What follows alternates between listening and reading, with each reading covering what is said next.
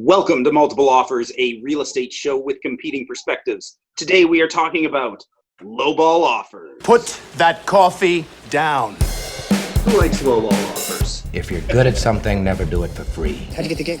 All right, guys, we are going to be talking about lowball offers, what you can be doing with them. Jer, I don't know about Matt's, but that popped up on my screen, which probably means it's in the recording if you're making comments. But today we're talking about lowball offers. I don't know about you guys, but we've been getting a fair bit of them. What's going on with the market? Are they effective? What should sellers be doing? But before we get into that, what's going on? How are you guys? Matt, I'm jealous that you're back in our official studio. Yeah, this wasn't really by design today, but I kind of had to rush to find a place to record and didn't have time to get sorted at home. So, ta-da! Yeah. I mean, it does mean that our office is moving into phase 2, so a progression of just where the business is at. So we're allowed to spend more time at the office, still being safe. Our assistant Debbie is working here some days and only half days, so she's not here a lot engaging with all the stuff around here. So definitely an evolution of things expanding. With Debbie, how has productivity, have you seen any shift between what her productivity was like at home versus in the office? Does it make any difference? I mean, she's such a pro. I imagine that she's pretty productive outside of the office. Debbie is always productive. She's one of the most productive assistants probably ever in the RE/MAX, probably even in real estate. Okay. Clearly, Debbie is sitting right beside Jared. One of the, yes. Hi, Jeff. Hi, Debbie. I knew it. Finally got you on the show. I've been trying to I can answer that. It's easier to work at the office, but I'm functioning well enough at home. She says it's easier for her to work at the office, but she's functioning at home, except for her cat that is always trying to play on the keyboard while she's working. Yeah. Follow up. Papers I'm trying to use. Is it what else on paper? He likes to sit on the paper. The cat sits on the paper. The viewers want to know, what's the cat's name? Bear. Bear. Cat's We can hear Debbie. We can hear Debbie. You can really? Yeah, we can hear. Oh, technology. Okay, go. Question. Is it easier to work at home or in the office when I'm in there distracting Matt and Jer? Debbie? Still in the office. Yes, excellent. Well, there you have it. What's been going on with you, Jer? I don't know. This week's been busy. I wish we took a week off, but this week's been busy. A couple kind of new listings that we're just sort of getting ready and doing all the pre-listing stuff and videos recording and all that stuff. Had some pretty fun, kind of sexy listings to put to market in the last little while. The last two have been super fun to do videos for. Yeah. They just, they make it easy to shoot because they just look so great on camera, right? But and one thing too, it's been interesting. One of the lofts it's a quite nice one on Columbia. It's got, I think it just has appeal in general for people that are just curious about lofts. So we've just been getting a lot of hits for the YouTube views. And it's been interesting to see, it kind of transcends just real estate marketing. It's just sort of a cool video that people want to just watch. It's kind of interesting. Is it nice to return to your roots? Because you kind of, that was your niche for the beginnings of your career, was loft. Yeah, loft. I got it. We've got a new building now, I guess, that we can sell in officially. Nice. Well, I don't know about you guys, but the kind of the reason I thought this might be an interesting topic today was I received the lowest lowball offer I've ever had in my career last week. $400,000 under the asking price. That's silly. What? Who would even bother as an agent writing that? The best part is because you kind of always give the agent the benefit of the doubt. Whenever I get a lowball offer, I'm like, okay, well, the agent probably tried to talk her buyers out of it and then reached a standstill where she's like, fine, I'll write it up and you'll see. That's in my head how that goes. That makes sense. But I don't think that was the case with this one, because when I replied to her, she followed up. I hadn't gotten back to her yet. And I hadn't been able to, like, she followed up like 2 hours later. Like, it wasn't like I'd been keeping her on the hook, but she was like, hey, when can I expect to hear back? And I said, well, I'm going to talk to the seller this evening when he gets home. But, in all honesty, I don't think you're getting a counteroffer. And she was genuinely shocked. Like, she was like, but our job is to put it together. I'm like, well, my job is to represent my seller, and my seller hates you. So, like, But what about meeting in the middle? Yeah, totally. A completely arbitrary meeting in the middle. Yeah. So it was kind of interesting, and when I had the conversation with the seller, because one thing people who don't work in real estate might not realize is there's kind of a don't shoot the messenger vibe that you have to be a little bit careful of with a multiple offer or with a lowball offer, of how you present it to the seller. And it's very easy for them to get angry with you, even though the lowball offer has no reflection on you as the listing agent. So, I very clearly started with, hey, I have to present all offers. That's just part of the job. You're going to get mad. We're going to laugh at how stupid this is. And then we're just going to say no. And it went pretty well. But I was thinking back on all my listings lately. In the last week, we sold our one on Agnes, and we sold our one on Nelson's Crescent, both of them for decent prices that were just a little under the last comparable sale before all the world got turned upside down. Like, very insignificantly how much lower, like just under. But both of those listings had multiple very, very low offers that we had to reject before we ever got to a place with somebody who we could play ball with. So that'd be interesting just to have a chat about how you guys handle it, how we handle it, maybe compare notes a little bit. Did your first did the offer that you end up putting together, did they just start off low, and you were able to get them to come up with something more reasonable, or did you just pick new people? Both of them had offers that we outright rejected, not to negotiate with. But that said, both of the offers that we ended up accepting started off, like, there was a lot of work to be done. They started off much lower than would have been acceptable previously, even though they were willing eventually to come to something that. And I want to move along and answer your other questions, Jeff, but it's stuck in my mind is this $400,000 under asking price. Yeah. Roughly, where is the asking price? Like, are we talking a $900,000 asking price or 1.6 million? In the middle, we're talking about like 1.3. Okay. All right. Yeah. So not quite half price, but I do get people who have been coming to me and being like, so like we start with offers like 30% under asking price.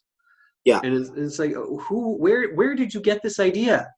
Why? Well, and I think something that's important for the listeners to know that we're maybe taking for granted is the market is good.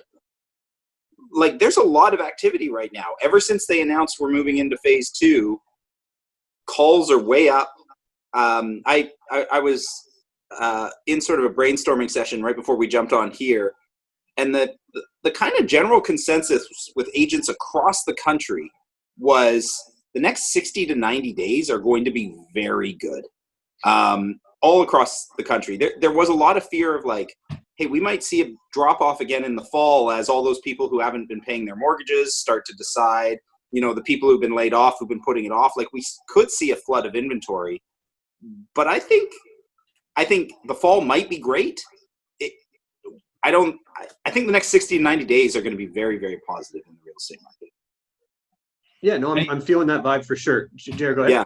I was just saying, and even I was just pulling up like the snap stats and like, even in the slowest portion of the COVID times, you're still like on average, it's 1% off. It's 2% off, maybe 3%. So pretty consistently, those are the numbers. And that's not really far off from just any typical kind of balanced-ish market that we see, right?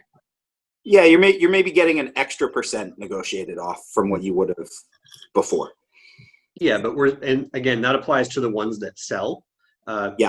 There's quite a wide spread what you see active on MLS, or you can see some high asking prices that are out of line maybe with sales, but the ones that do sell typically are in line with other similar sales from the past. I just say 5-6 months essentially. Like 2020 has been relatively stable as far as prices.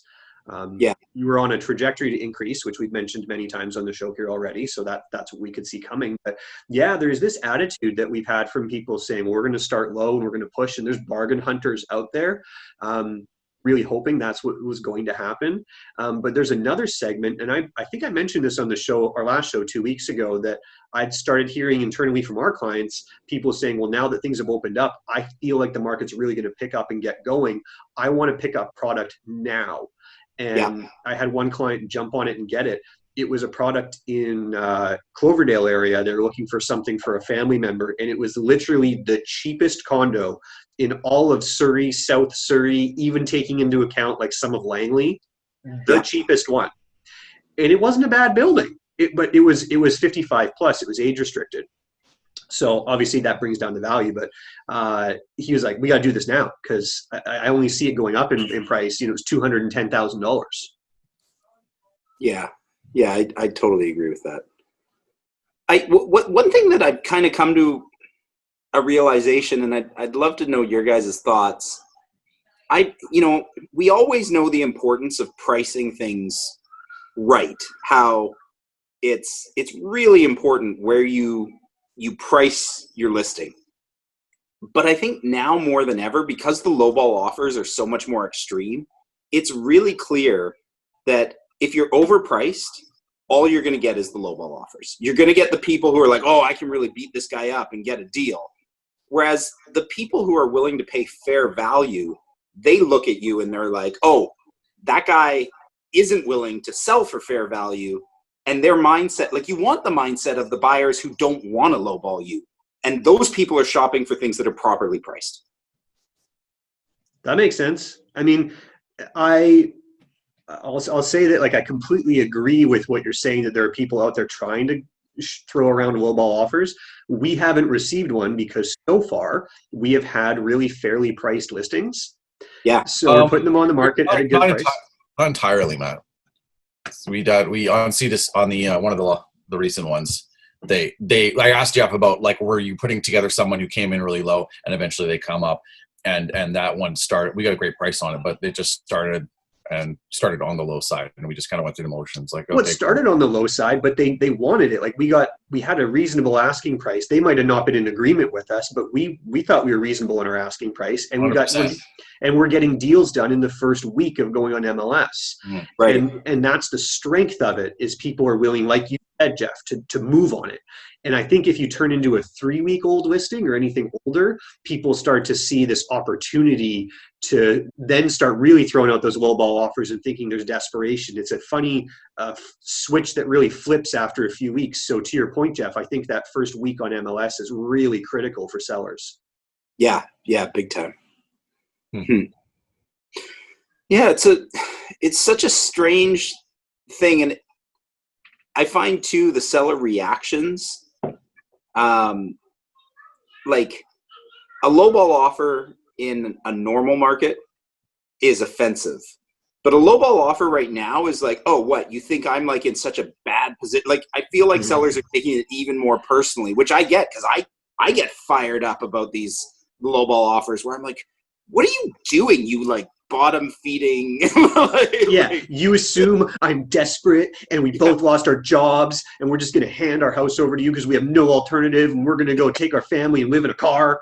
Yeah, 100%. Yeah, but I would take offense to that too. Yeah, such a strange. Have you been writing many offers, Jeff? Because so far we've been fortunate, Jeremy and I, we're getting quite a few listings, which is keeping the business moving along. But we haven't written an offer in a few weeks, aside from my one guy who really wanted that one for $210,000. Have you been writing and experienced things from that side of the table? No, when COVID started, all of my active buyers cooled off, which was fine, and I've been pretty good on the listing front, but all of my sales have been listings.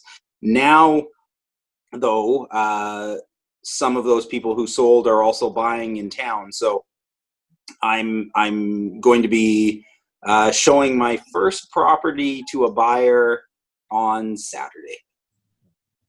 Right. Yeah. We've had a couple new buyers come through our door. Jerry, you heard a rumor in the office that one of our colleagues picked up, like, had a lot of inquiries for new buyers this A week. lot of, right? yeah, I think a lot of people came out of the woodwork, a few new people, but like significantly more than what they would typically get. So it seems like this past Friday in New West, we had about 27 new listings for condos and townhouses, and I don't know, like that's already a pretty decent number for listings in general, but also like on a Friday. So we were kind of just wondering, is this just realtors getting back to work, or is this a bunch of sellers that are like, I'm believing the media and I fear that the market's about to tank, so I need to get out while I can. But now from what we've experienced from talking to one of our colleagues who's said, like, yeah, we've got all these buyers have just kind of come out of the woodwork, they're ready to go, and the confidence is there. And the response that we've had on this 2-bedroom listing we have that's in the sweet spot at the kind of the 500 mark in New West, there's certainly adequate amount of buyer demand right now. So we can totally have more listings come on, and it's fine because the demand seems quite high. But I'll know on Monday when we look at offers. I'm curious about two things. The first of which, you mentioned most of your listings have been properly priced. Are you finding sellers right now that convincing them of where the right place to price a property, is it easier than it was before? Is it the same? Like, how are they listening to your advice? More, less, the same? How are those conversations going? It depends if there's overpriced inventory that's on the market right now that's comparable. Yeah, because people can easily, before they talk to us, right, they're doing their own research and they'll see a couple listings and they may have the information wrong. They may be comparing something that's not actually comparable. right. So yeah, sometimes you can just there's a bit of a disconnect there. So it's this is uncharted times. So there's going to be a bit of a learning curve for people for us to kind of explain like where we're at. Like price is still it's still significant. They still have to be pricing these places sharp. The expectations are, I feel like it's 50-50. I don't know if Matt would agree, but with any of our new people, whether or not they're in line or they understand or they're thinking like, no, I was hoping for a lot more than that.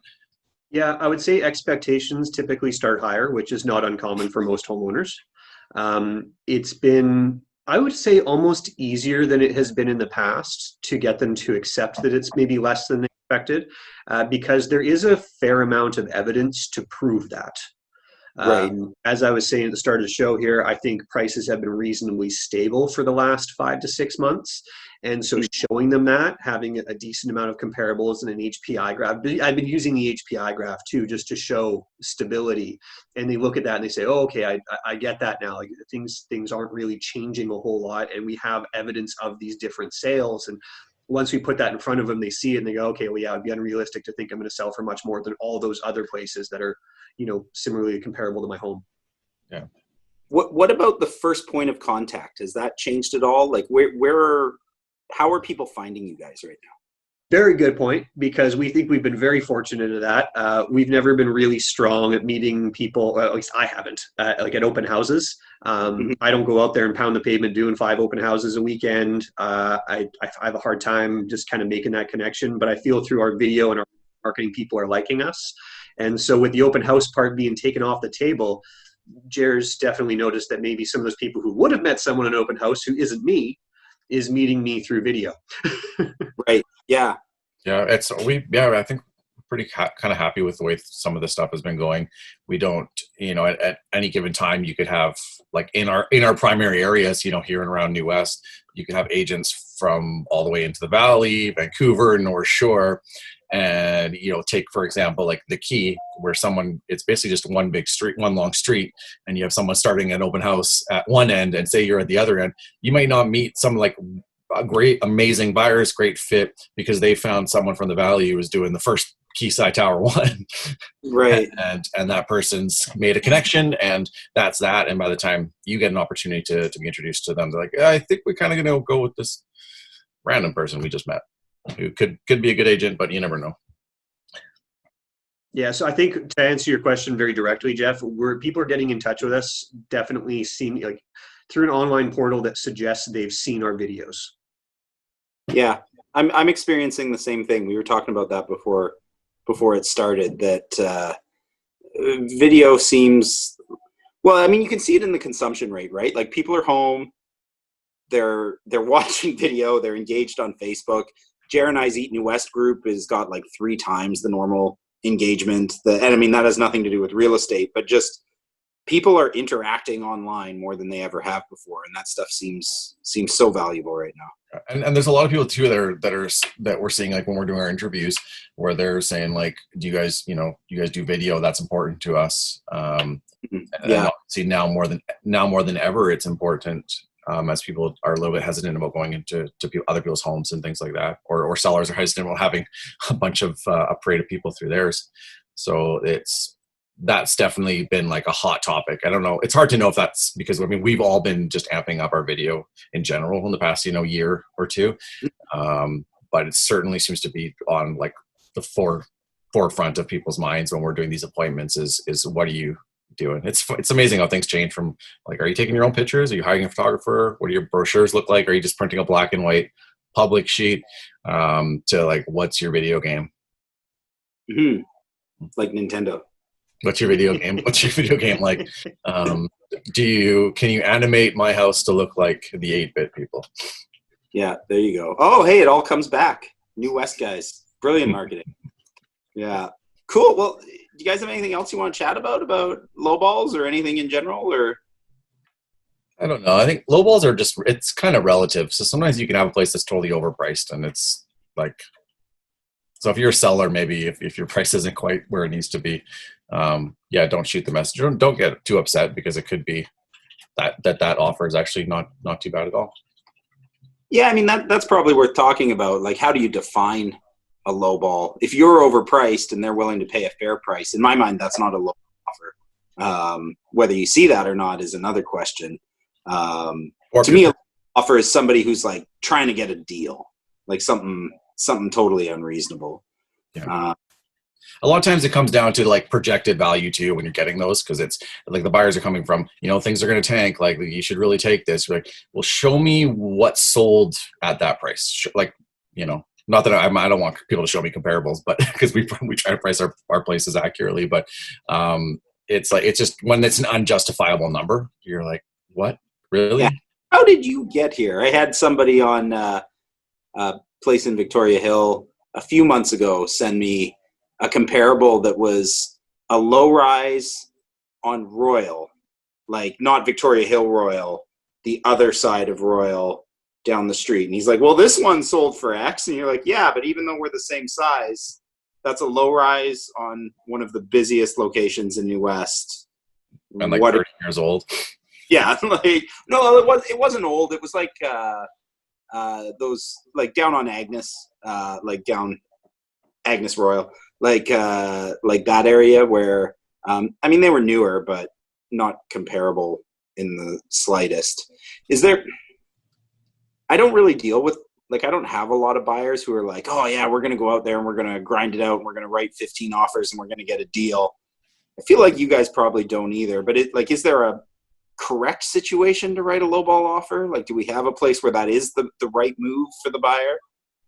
Yeah, I think you guys kind of both mentioned it earlier, and I've had this conversation with new clients who've come in who've sort of asked, and I said, well, to your point, Jeff, like I can write a low offer if they're asking 700, and the stats say it's really worth like 620 to 630. Yeah. I'm going to write 600, which sounds atrocious compared to their $700,000 asking price, but it's more in line with where we see things. And I've never actually been put in the situation to do that, because typically people who are up at that asking price just aren't interested in accommodating reality. Mm-hmm. And we just tend to find it's a better fit. And ironically, the people who tend to be severely overpriced also have a terribly presented home. The two tend to go together. Yeah. Huh. Yeah, that I 100% agree with that. I was reading a study that about the difference between owning things and buying things, how people like they took half the group and they gave them a coffee mug, and then they took half the group and asked them to buy the same mug. And so the people with the mug, they were like, how much would you sell this mug for? And everybody was like, around $5. And then the other group that didn't have the mug, they're like, how much would you buy this mug for? And they're like, like, I don't know, $2. And like, even though it's just something stupid, there is this natural bias of, if it's yours, you tend to value it higher. Like, that's just human nature. If you own something, your perceived value of it is much higher than if you're thinking about buying something. I don't know why that's the way it works. And I don't know, to Matt's point, why people who don't care of said thing think it's worth even more than... Yeah, I don't get it. But we've been so fortunate. Who have immaculate homes. Like, you'd think it's them who are like, no, but look at all the care I put into this. But those people tend to be pretty reasonable, for stereotyping. They're the most pragmatic because they see the reality of the world. They see that I can't just sell my home the way I live in it. I need to go and spruce it up to present it to people out there in the marketplace. And if they know they need to do that, they also know that the price needs to be fair for someone to care. Right. Yeah. They're already somebody who's putting their mind in somebody else's shoes. Right. Exactly. So, yeah. So, I guess the last thing that I was thinking of, you're saying, hey, anything else about lowball offers? And I've noticed it happening in building is some people maybe are starting too high and not getting that, like as an asking price, and not getting the activity straight away, and they reduce their price. And when they reduce their price to something that's really where the market would pay, that's when some of the lowball hunters come out and they go, it's been on the market for 40 days or 60 days or whatever, and now they're at this new price. So now I'm going to come in, I'm going to write this low offer, and I'm going to scoop up a deal. And that's exactly when everybody else is also interested in it. So, that's just not how things are going to play out. You don't typically get both of those things together. Yeah, I think if you're a buyer, your highest chance of success is probably 60 to 90 days on the market, or they've reduced their price. That's usually psychologically when a buyer is starting to come to terms, or a seller is starting to come to terms with the idea that maybe their idea of what they're going to get for their home isn't in line with what they hoped for. It's definitely not right after they did a price reduction, because in their minds, they've already lost 10, 20, 30 grand, whatever they reduced it by. That's still fresh in their mind. And like you said, yeah, they're probably getting a ton of calls because price reductions work. It does create activity on a home. Yeah, if your new price is in line with what the market demand is, ta-da, it's all coming together. That's not the chance. That's not the time for a lowball now. The ship has sailed, right? Yeah. So just another sort of observation. But I think generally, if people are still listening at this point, they're on board. They get it. When do you think it's right to reduce the price versus when is it right to take it off the market and relist it at a new price? It's the same thing for us. So do you, because I know you guys take it off and put it back on a lot. Do you never just reduce? You always take it off and put it on at a new price? Matt? Okay, well, philosophically, we tend to only reduce if it's a pretty big reduction. So when that time comes, it typically comes with a relist. It's typically aligned with some sort of seasonality too. We tend to look at it that way. So just in general terms, we don't usually do a big price reduction in the middle of August. Wait until September, just kind of ride things out. But our price reductions are usually pretty big. And so that typically comes with a relist. We talk with our clients about this often. If we're going to do a price reduction, we typically only ever want to do one. So that's where it happens. We just decide what it's going to be one time. This has got to make a difference. This has got to make it happen. It can be a bit of a trap. I see like a lot. You see sometimes people listing places, and then they're like, say we're talking about a condo that's 500 grand, just for example, and you see like just like a $5,000 reduction, and you're like, what did that do? If no one was not buying or writing on offer on that property because it was $5,000 too high. So yeah, that's what we mean in terms of significance. It's like, obviously, if they think it's worth $490, they're going to give you your $480. They're going to at least do the dance. But it's got to be, yeah. And then yeah, sorry, that's a simplistic way of looking at it, but obviously there's more that goes into it and different price bands and things, but that's kind of the philosophy though. I can get on board with your idea of one price reduction when you have enough information to be able to sit down with the seller and say, look, we can see what's going on in the market. We see exactly why your home isn't selling. We need to be here. Like when you have enough information that you can confidently say, if we price it here, it will sell. Sometimes I find, though, you don't have that information. And in those cases, I don't think it's necessarily bad to reduce in steps so that you're not necessarily leaving price, like money on the table for the seller. Like there are times where, you know, like I can think back to the past where I had a listing in a small building, you know, only 5 units in Vancouver. There are no comparables. There's nothing else like it. Nothing had sold in 2 years. I knew we were overpriced, but I didn't confidently know, are we 10 grand overpriced? Are we 30 grand overpriced? And in those situations, I think it can be helpful to say, look, we're going to reduce by 10. We're going to give it 3 weeks. If we don't get it, we're going to reduce by another 10, see what the market reacts to. We'll know when we're at the right spot because we'll consistently be getting 3 to 5 showings a week. And that's when we'll kind of know, like, okay, we're in the right zone here. Like sometimes depending on how much information you can have, I do think small price reductions incrementally can be the right strategy. I think, and I don't want to really carry on with a whole lot of debate here. I think we're always going to be on a different philosophical plane as this, but the conversation we have with the seller is put yourself in the buyer's shoes.